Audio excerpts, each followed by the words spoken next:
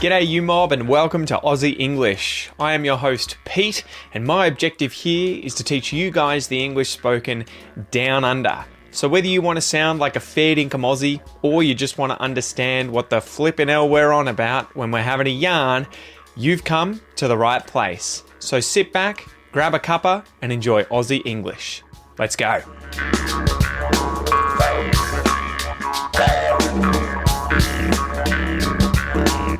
G'day you mob, how's it going? Welcome to this episode of Aussie English, the number one podcast for anyone and everyone wanting to learn Australian English. So I hope you guys have been having a ripper of a week, a really good week. I hope you guys have been living it up, living your best lives. It's just the start of my week, to be honest. The kids are away at daycare, so whilst the cats are away, the mice will play, as the expression goes. So yeah, whilst they're at daycare, I get to play at home, and by play, I mean work. So, yeah, what have I been up to? This weekend has been a bit of a busy one. We did a lot of stuff for the kids, mainly socializing with other friends who've got children, and also doing things like swimming lessons and going shopping and getting clothes for the kids. So it's one of those things. The older you get, and once you have children, you realize, I'm still in this position where I'm like, oh wow, the weekend's here. But it's like I haven't realized yet that the weekend is actually busier than the weekdays, where it's all kid-centric, right? The kids are at home and you have to come up with things to keep them occupied. So it's tough. It's tough to really find time for you guys to do stuff, right? When you're parents on the weekends. Anyway, I'll stop complaining and mention, before we get into today's episode, that if you want the premium podcast membership, if you want to get access to the transcripts to these episodes so you can read and listen at the same time, which is the most effective way at leveling up your English, you can get access to those at aussieenglish.com.au/podcast.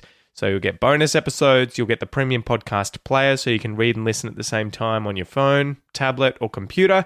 And you'll also get the downloadable worksheets and MP3s so that you can study anywhere, anytime at home. You can print out the worksheets, everything like that, and the transcripts, I should add as well. So, besides that, let's get into today's Q&A, the question and answer. And this one comes from Ahmed Batar.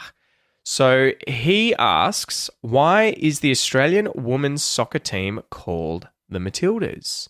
Now, this is a really interesting question. I actually had to look this up because, I sort of know where the name comes from. Waltzing Matilda, the song Waltzing Matilda. Hopefully you guys have heard this. Waltzing Matilda, you'll come a waltzing Matilda with me. This is a rather old song. It's probably over 100 years old, and it refers to a vagabond, we would say in English. Someone who is sort of homeless and wandering around the countryside looking for work. And his Matilda is his swag. It's the thing that he carries on his back. And so the idea of waltzing Matilda, right? It's kind of a joke suggesting he is doing a waltz, which is a type of dance with a woman. He is actually walking around with his swag on his back. He is waltzing Matilda. He's walking around with his swag on his back. So that's sort of where Matilda comes from in the sense of the name for the women's team, the nickname for the women's team for Australian soccer. Now, apparently, before 1995, the nickname for the women's team was the Female Socceroos, right? And the Socceroos, the male team in Australia, the male soccer team. So I imagine that's why they probably wanted a different name instead of just Female Socceroos. So apparently on the special broadcasting service, there was a sort of vote that was put out there to work out what people wanted to call the female soccer team, Australia's female soccer team, and Matildas is what ended up winning. And apparently the players themselves didn't really approve of the name or like it for quite a few years. So yeah, that's where it comes from. So let's get into today's joke, guys. Slap the bird, give it a kick, and let's hear the kookaburra cry, and then we'll get into the joke.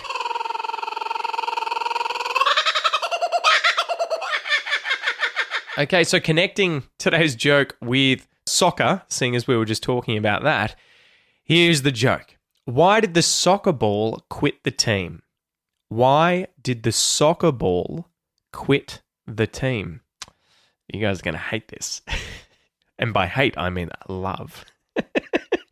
It was tired of being kicked around. You get it? It was tired of being kicked around. If someone gets kicked around, this is the idea that they're being treated badly. So, you know, it could be literally that they're being kicked around the place, right? They're being kicked so hard that they're getting moved around a location. But we'd usually use this term, I guess it's an adjective, but it's kind of like a phrasal verb, right? To kick someone around would be the verb. To be kicked around is the adjective there. I guess it's a compound adjective, like multiple words. But we would use it more figuratively, metaphorically, right? You're being kicked around. You're being treated badly. You're being bullied. You're being treated very poorly by other people, being kicked around. So I hate working at this place. I feel like I just get kicked around by everyone. They treat me horribly. So why did the soccer ball quit the team? It was tired of being kicked around. So the idea here is like the soccer ball is being bullied by everyone on the team, but it's literally being kicked around because it's the ball, right? So yeah, that's the joke. That's a joke. All right, let's get into the expression. Today's expression is more something than you could poke a stick at. More than you could poke a stick at. I wonder if you've heard this expression before. You may also hear it as more than you could shake a stick at. Shake a stick, poke a stick, you know, you're going to hear either of these, but I think the most common one is going to be more something, more of a thing, more of that thing than you could poke a stick at. So let's go through the different words in this expression.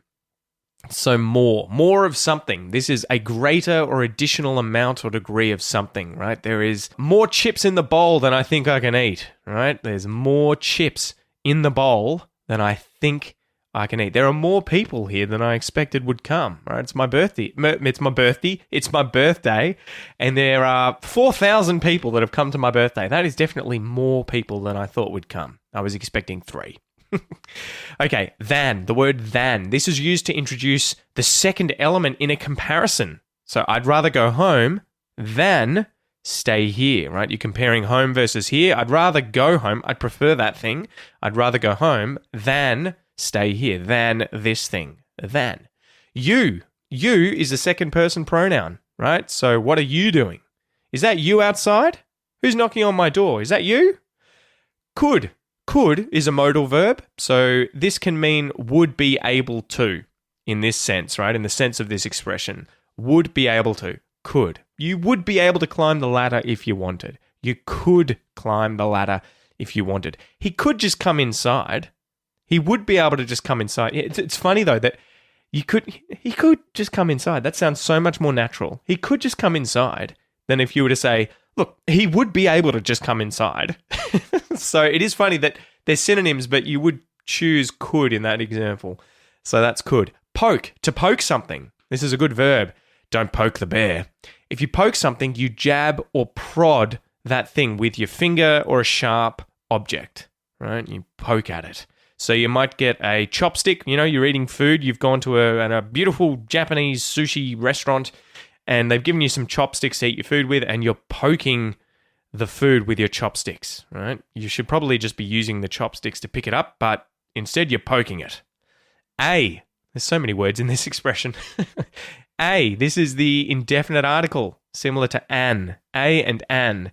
One of something, but something non-specific, right?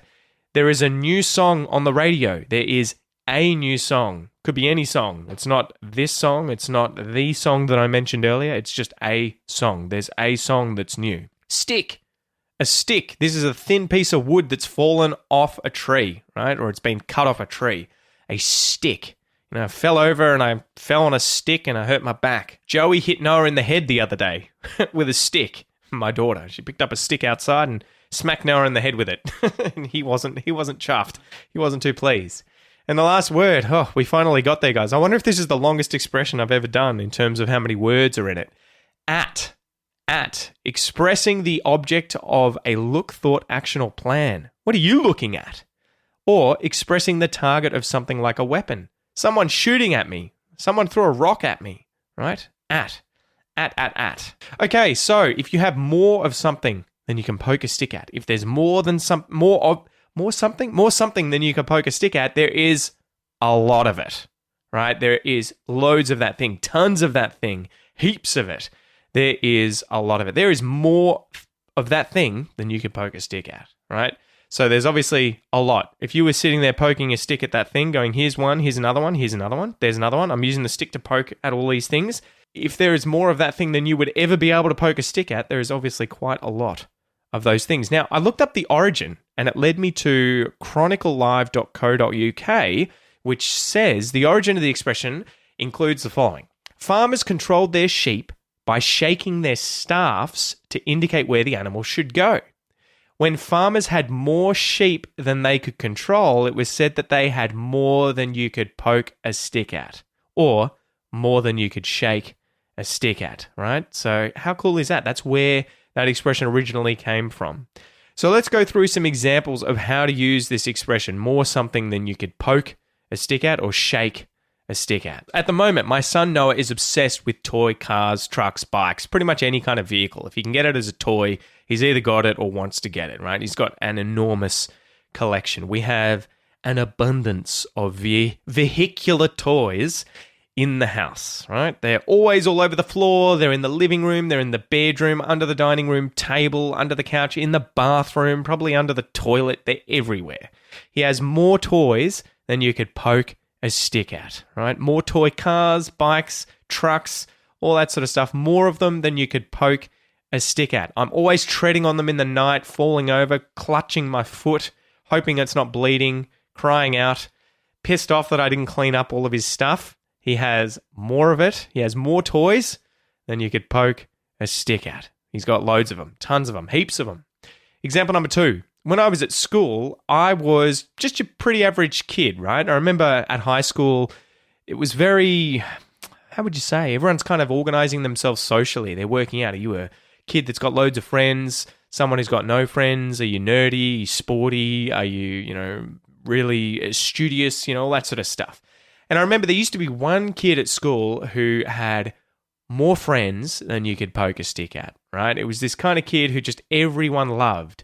I was the kind of kid where I think I rubbed a lot of people the wrong way, but I also had some really, really good friends. So I think part of that was just not putting up with people's shit. So I think when people bullied me, I didn't just kind of take it. I was, I had a quick mouth, so I would talk back. So yeah, I made a lot of enemies, but I also had a lot of good friends. Anyway, there was one kid I remember who had everyone pretty much as a friend. Everyone loved this person. So they had more friends, they had more mates, they had more buddies, more pals than you could poke a stick at. More friends than you could shake a stick at. Example number 3. This is sort of a literal and figurative example. So my grandparents on my mother's side of the family, her parents, her folks, they're still with us. They're in their 90s now, but they own a farm up near Bendigo. And when I was growing up, and even now, we go there quite a bit. Well, when I was growing up, we used to go all the time, right? Every other weekend, we'd be up there at the farm. And my grandfather farmed sheep, and he had hundreds of sheep. So often we'd get there and we'd have to round them up for shearing or for, if they were getting wormed or having their feet cleaned or whatever it was. Again, I can't really remember the specifics, but we used to do those sorts of things. He would get all the sheep together. We'd round them up. We'd have dogs and we'd get them all into a single small paddock. And when they were all in there, the place was bustling with sheep. There seemed to be more sheep than you could shake a stick at. More sheep than you could poke a stick at. There were heaps of them, probably hundreds of them. There were more sheep in that paddock than you could poke a stick at. So hopefully now, guys, you understand the expression more something than you could poke a stick at or more something than you could shake a stick at. It's just a very Aussie kind of colourful way of saying a lot of something. It's one of these expressions where it sort of shows your personality a little bit more, right? That you're a little more informal, that you are using, because you're using so many words to say something very simple, there's a lot of something, wow, there's a lot of sheep over there. That's one way of saying it, but it's kind of vanilla, right? It's kind of plain. Whereas if you say, "Oh, mate, there's more sheep over there than you could poke a stick at," it's very Aussie. It's very colourful. Kind of adds a bit of culture to your language. So that's why I wanted to teach you it. And that's why you'll probably hear people using it. They're kind of really trying to sound a little more Aussie when they say that kind of stuff and be a little more informal with their language. So as usual, guys, let's go through a little pronunciation exercise where you can practice your speaking skills, try and find somewhere away from other people and repeat after me. You ready? Let's go.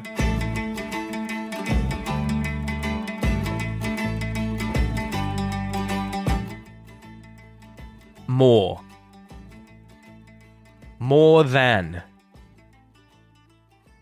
More than you. More than you could. More than you could poke. More than you could poker. More than you could poke a stick.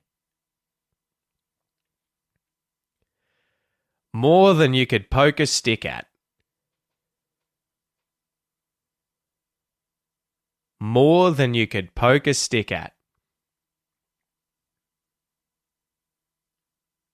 More than you could poke a stick at. More than you could poke a stick at. More than you could poke a stick at. I've got more friends than you could poke a stick at.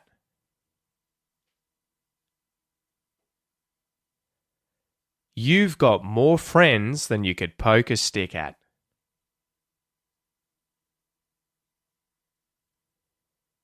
He's got more friends than you could poke a stick at.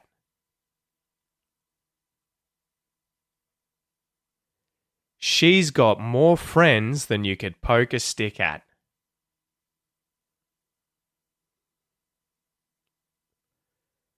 We've got more friends than you could poke a stick at.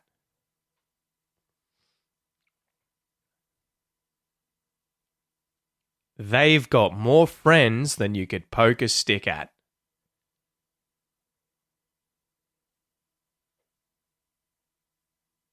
It's got more friends than you could poke a stick at. Good job, guys. Now, there's quite a bit going on there. I think what we'll cover today is a little bit of the emphasis, the intonation in these sentences. You know, which words are coming forward, being sort of stressed, and which are being left reduced or unstressed. So if I say the phrase, more than you could poke a stick at, which words do you hear being emphasized and which ones do you hear being reduced? More than you could poke a stick at. More, poke, and stick, right? And maybe at, stick at, but still stick comes forward further than at in the sort of, what would you say, the way in which we put these words forward when we're saying these phrases. More than you could poke a stick at. But then you'll notice than, you, could, and a pretty much get reduced and given a schwa vowel sound. More than you could poke a stick at. More than you could poke a stick at. More than you could poke a stick at. Pretty cool, huh? More than you could poke a stick at. So understanding this, getting used to this, getting used to saying it will also allow you to hear it when it's being said to you. And this is going to allow you to understand quickly spoken connected speech. So when people do speak really quickly and they reduce these words and it feels like they all kind of get merged, meshed together or skipped over really quickly, when they say things like then you could, more than you could poke a stick at, you're going to get used to hearing this so that you'll understand it much more quickly. Now let's have a look at one of the full phrases. You've got more friends than you could poke a stick at. You've got more friends. So we almost say all of those, you've got more friends, all those words emphasize sort of equally. You've got more friends, although I should note have and has is reduced or connected to the pronoun before it. You've, he's, it's, they've, instead of they have or he has. You've got more friends. Got. We may say got like gut though. You've got more friends. You could do that potentially. You've got more friends than you could poke a stick at. But you could also say you've got more friends than you could poke a stick at. Yeah. So hopefully that helps, guys. Don't forget, if you want to learn more about Australian pronunciation, connected speech, and how to sound Australian when speaking English so you can develop your own Aussie accent, check out my Australian pronunciation course at aussieenglish.com.au/APC. Now, the last little section here, guys, we're going to go through a little clip from an Aussie film called Limbo. And the excerpt is, a jaded detective travels to a remote outback town in Australia to investigate the cold case murder of a local Indigenous girl 20 years earlier. I think this film has only just come out and it looked like it was black and white. It looked very artistic. I was watching the trailer and a scene from the film that I got this little snippet from. So it may not necessarily be out yet, but definitely look into it as it looked really interesting. Okay, so the name of the game. I am going to play a little clip here for you 2 times, and your goal is to listen and try and write down what you hear being said. It's a good way of working on your listening comprehension. Remember, you can check the answer by downloading the free worksheet with today's episode. Just go to the podcast episode on whatever app you're using. The link should be in there. Otherwise, it's also on the website on this podcast episode's page, and you can download it for free. There'll be a little section where you could print this out and you can write in the line section what you think you hear being said, and the answer is at the bottom of the worksheet. And also, obviously, if you're a premium podcast member, you can see the answer to this section inside the transcript. Okay, so are you ready? Let's go. How'd you find me? I just asked the cops. Seems I know a lot about you. You hear about my warrants? Not here for you. Hear about your sister? Yeah, which one? Charlotte. Okay, so that was the first playthrough. How did you go? Did you get all of it? Time for the second one. How'd you find me? I just asked the cops. Seems I know a lot about you. You hear about my warrants? Not here for you. Hear about your sister? Yeah, which one? Charlotte. All right, good job, guys. I hope you enjoyed this episode, and I will see you next time. All the best.